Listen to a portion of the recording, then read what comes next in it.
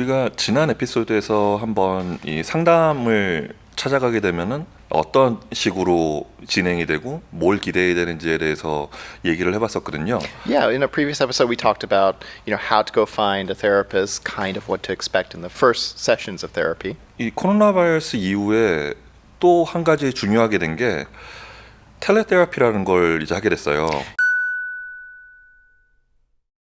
Yeah, you're so right. In this past year with COVID, things have changed. There's a lot less in-person therapy, and now we're doing this thing called teletherapy. 장점 중에 하나는 내가 왔다 갔다 하는 시간이 안 들죠. Oh my gosh, commute time takes up so much of our day and our lives. I mean, just thinking about me and my commute is so much shorter going from me to school versus me going from my bedroom to my office. 클라이언트 입장에서 이 계획을 하기도 되게 편해졌고 스케줄을 자기 사무실에서 일하다가 중간 시간을 내 가지고 잠깐 차에 가서 하시는 분도 있고 여러 방법으로 굉장히 접근이 편해진 것 같아요. Yeah, even for the client, it's become more flexible and it's become more comfortable because they can just go to their car and privately have a session from there, or they can do it from their home, the comfort of their own home. 이 한국 분들, 한국에서 살다 오신 이민자분들, 그리고 여기서 태어난 한국 분들도 약간 우리 문화에는 상담이라는 게 아직 그렇게 익숙지도 않고 남들이 알면 어떡하지 하는 그런 걱정도 있으신 것 같고. Yeah, I think for Koreans and Korean Americans that there's still that taboo about getting counseling and mental health services. 온라인상에서 만난다는 게 굉장히 부담이 적은 것 같아요. 그래가지고 더 많은 분들이 찾고 있는 것 같고요. Yeah, and that online therapy, you're right. It's kind of opened up this whole way of being more accessible to people. 오늘은 그래서 뭐가 필요하고 그리고 어떤 식으로 진행이 되는지 그거에 대해서 좀 설명을 해볼까 해요. I thought this was a great idea for an episode because this is something new and that's something that's changing within the mental health field. 원격으로 상담을 어떻게 하는지에 대해서 얘기를 하는데 디바이스라는 게 특별한 거를 요구하진 않아요. 줌 미팅과 마찬가지로 자기 전화기를 이용할 수도 있고 아이패드 아니면은 사용하시는 랩탑 거기에 마이크가 내장돼 있고 스피커가 있다면 서로 당연히 말을 주고받아야 되니까요. Yeah, it's remarkable to me that COVID happened around this time. I just think about if COVID happened even 10 years ago, this would be so much harder to do. 그렇죠. But you're right that the only real equipment that you need is a computer or a laptop that has a built-in microphone, a built-in camera, and some speakers so that you can listen and hear. 염두에 두셔야 되는 거는 상담이라는 거는 비밀 유지가 굉장히 중요하기 때문에 어디서든지 할 수 있다 그래서 오픈된 공간에서 한다거나 그러면은 우리가 그걸 권하진 않아요. If you find a good place, is it going to give you the privacy that you want? Is it going to be able to allow you to speak freely, or are you going to be in an open space where a lot of other people are going to be able to listen in on what you say? 어떤 식으로 우리가 상담사와 클라이언트가 온라인상으로 만날 수 있는지부터 한번 얘기를 해볼게요.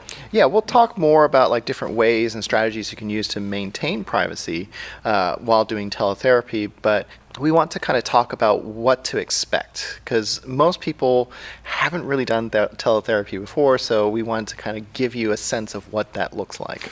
보통 오피스에 가서 만나는 것과 시작은 똑같아요. 상담사한테 연락을 해야 되죠. Yeah, it's the same thing that you would do if you were to meet someone at a regular office. Most people will call in or they'll actually go to an office to schedule an appointment or do an intake. So a lot of that process is very similar. I would say that one different thing is you could still call in or you could email, and we also have a way for people to connect online through a website as well. 상담사한테 연락을 하게 되면은 이 상담사가 그 안에 이 몇 가지 필수적으로 우리가 써야 하는 사인해야 하는 것도 있고 모두 클라이언트들의 비밀 유지나 이런 거를 확인시켜주기 위한 작업이 있고 또 상담사 입장에서 이 사람이 누군지를 알아야 하기 때문에 그런 기본적인 정보들 그런 걸 알기 위해서 몇 가지 다큐멘트를 보내요.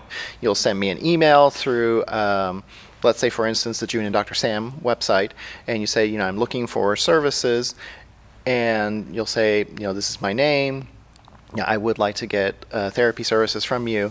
And then the next step will be me reaching back out to you with information on how to connect into the client portal that we have.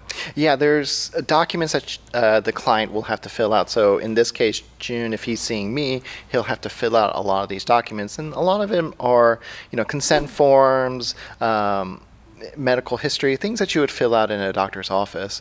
But there's a few extra things because if we're doing teletherapy, we have to make sure that you are the person who is getting the therapy. And so there's some 맞아요. additional information that you have to fill out on the web portal. 클라이언트의 비밀을 굉장히 우리는 중시하기 때문에 그런 거에 대한 보호 조치로 하는 것들이 대부분이거든요. 보통 우리 경험하게 되는 게 처음 단계에서 상담사한테 연락을 하게 될 때 거기에 너무 많은 말을 쓰시는 분들이 있어요.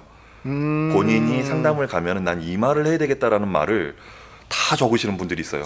Yeah, there are some questions on there that ask for the history because we want to get sort of a sense of what's going on with you and what brought you in.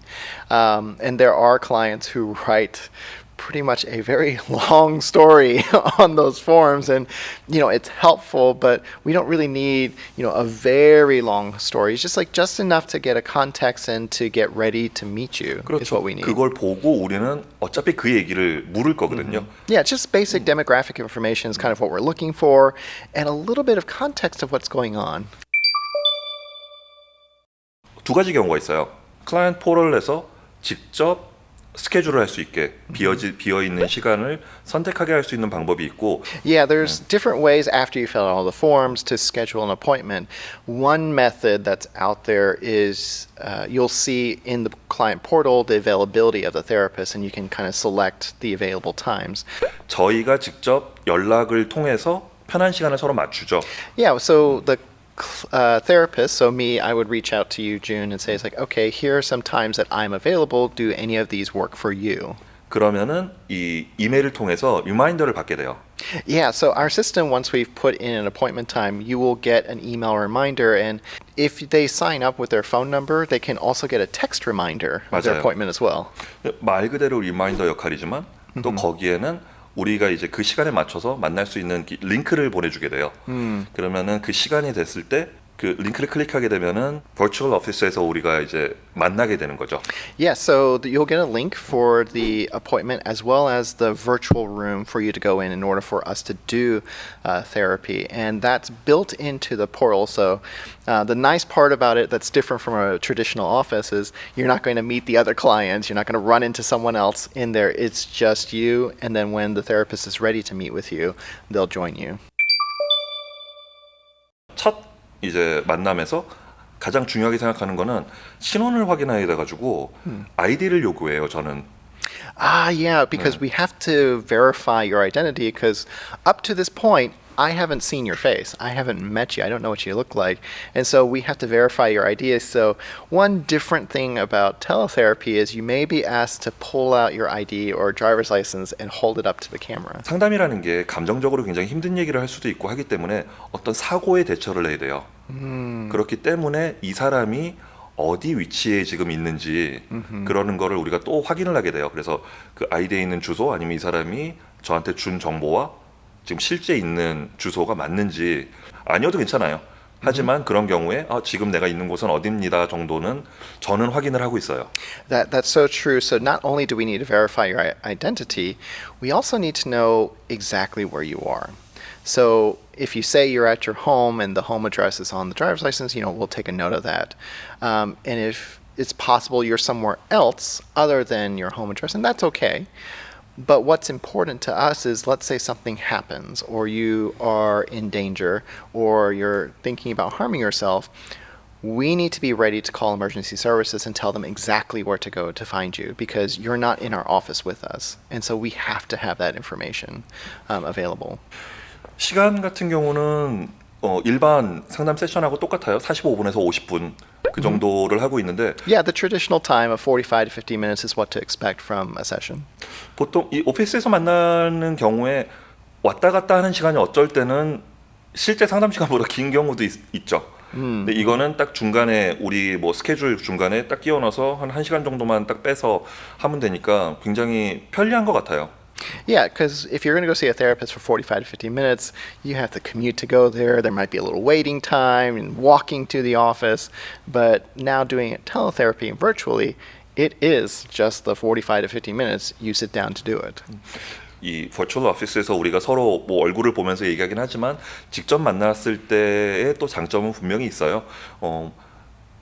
이 몸짓이나 이런 걸 통해서 우리가 또 더 디테일한 거를 우리가 알 수도 있고, 하지만 이 온라인 상에서 만나는 것도 충분히 어느 효과를 볼 수 있다는 그거를 오늘 말씀드리고 싶었어요.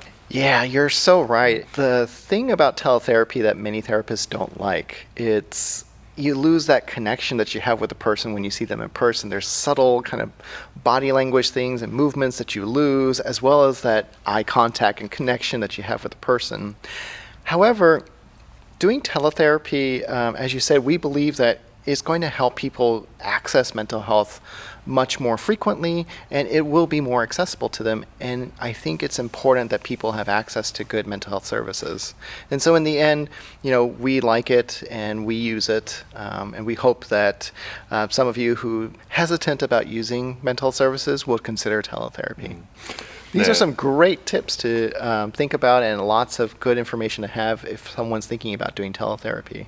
온라인상에서 어떻게 상담을 하는지에 대해서 얘기를 나눠봤고요. 다음에는 우리 또 다른 주제를 가지고 다시 만나기로 하죠, 그러면. Yep, join us for our next episode.